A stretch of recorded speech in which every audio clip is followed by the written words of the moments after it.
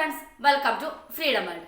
ഇന്ത്യയിലെ ഒരു സംസ്ഥാനം 7 നദികളുടെ നാട് എന്നറിയപ്പെടുന്നതുമായ പഞ്ചാബിനെ പറ്റിയാണ് ഇന്ന് നിങ്ങളോട് ഞാൻ പറയാൻ പോകുന്നത്. അപ്പോൾ നമുക്ക് വീഡിയോയിലേക്ക് പോകാം. ദക്ഷിണേഷ്യയുടെ വടക്കു പടിഞ്ഞാറൻ ഭാഗത്തുള്ള 5 പ്രധാന കിഴക്കൻ പോഷക നദികളോടൊപ്പം ചരിത്രപരവും ഭൗമരാഷ്ട്രീയവും വംശീയ ഭാഷാപരവും സാംസ്കാരികവുമായ ഒരു പ്രദേശമാണ് പഞ്ചാബ്. ഇന്ത്യൻ ഉപഭൂഖണ്ഡത്തിലെ സിന്ധു നദിയുടെ പാകിസ്ഥാൻ, വടക്കു പടിഞ്ഞാറൻ ഇന്ത്യ എന്നിങ്ങനെ വിഭജിച്ചിരിക്കുന്നു. പഞ്ചാബ് പ്രാഥമികമായി വംശീയ പഞ്ചാബികൾ അധിവസിക്കുന്ന ഒരു വംശീയ ഭാഷാ മേഖലയാണ്. നേരത്തെ പഞ്ചാബ് അവസ്ഥയിൽ സപ്ത സിന്ധു അല്ലെങ്കിൽ ഹപ്ത ഹൈന്ദു എന്നറിയപ്പെട്ടിരുന്നു. 7 നദികളുടെ നാട് എന്ന് വിവർത്തനം ചെയ്യപ്പെടുന്നു. മറ്റു 2 സിന്ധുവും കാബൂളുമായിരുന്നു. പുരാതന ഗ്രീക്കുകാർ ഈ പ്രദേശത്തെ പെൻഡപ്പൊട്ടാമിയ എന്നാണ് വിളിച്ചിരുന്നത്. ഇതിന് പഞ്ചാബിന്റെ അതേ അർത്ഥമുണ്ട്. പഞ്ചാബ് എന്ന പദത്തിന്റെ ഭൂമിശാസ്ത്രപരമായ നിർവചനം കാലക്രമേണ മാറി. 16-ാം നൂറ്റാണ്ടിലെ മുഗൾ സാമ്രാജ്യം സിന്ധു, സത്ലജ് നദികൾക്കിടയിലുള്ള താരതമ്യേന ചെറിയ പ്രദേശത്തെ പരാമർശിച്ചു.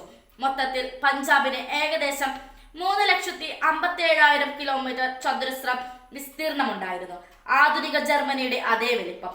ദശാബ്ദകാല സെൻസസ് ഡാറ്റയിൽ കൊളോണിയൽ ഉദ്യോഗസ്ഥർ പഞ്ചാബിനെ 4 പ്രകൃതിദത്ത ഭൂമിശാസ്ത്ര വിഭാഗങ്ങളായി വിഭജിച്ചു.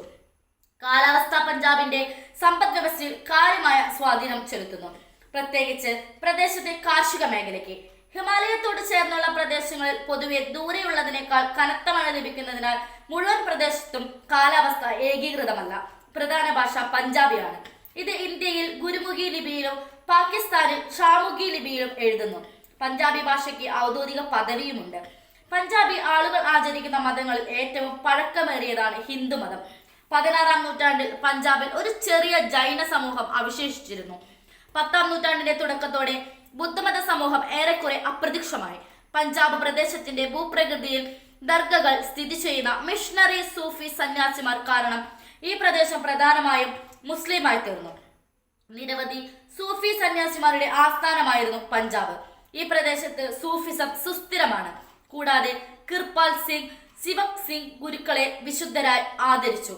ഇന്ത്യയിൽ നിന്ന് പാകിസ്ഥാനിൽ നിന്നുമുള്ള ഭക്ഷ്യോൽപാദനത്തിന്റെ താരതമ്യേന ഉയർന്ന അനുപാതം പഞ്ചാബിലെ ചരിത്ര മേഖലയാണ് ഉൽപ്പാദിപ്പിക്കുന്നത്.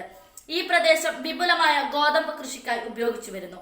കൂടാതെ അരി, പരുത്തി, കരിമ്പ്, പഴങ്ങൾ, പച്ചക്കറികൾ എന്നിവയും കൃഷി ചെയ്യുന്നു. ഇന്ത്യയുടെ ഗ്രാനറി അല്ലെങ്കിൽ ഇന്ത്യയുടെ ബ്രെഡ് ബാസ്ക്കറ്റ് എന്ന് വിളിക്കപ്പെടുന്ന ഇന്ത്യൻ പഞ്ചാബ് ചരിത്രപരമായി ലാഹോർ പഞ്ചാബ് പ്രദേശത്തിന് തലസ്ഥാനമാണ്. കൂടാതെ ഈ മേഖലയിലെ ഏറ്റവും ജനസംഖ്യയുള്ള നഗരവുമായി തുടരുന്നു. നഗരത്തിന് അനുയോജ്യമായ 11 ദശലക്ഷം ജനസംഖ്യയുണ്ട്.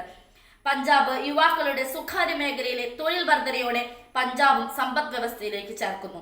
2019 ഒക്ടോബർ മുതൽ 32,000-ലധികം യുവാക്കളെ വിവിധ ജോലികളിൽ ഉൾപ്പെടുത്തുകയും 12,000 പേർക്ക് നൈപുണ്യ പരിശീലനം നൽകുകയും ചെയ്തിട്ടുണ്ട്. ഈ വീഡിയോ നിങ്ങൾക്ക് ഇഷ്ടമായെങ്കിൽ ലൈക്ക് ചെയ്യുക. അതുപോലെ നിങ്ങളുടെ അഭിപ്രായങ്ങളും നിർദ്ദേശങ്ങളും കമന്റ് ബോക്സിൽ ടൈപ്പ് ചെയ്യുക. Thanks for watching.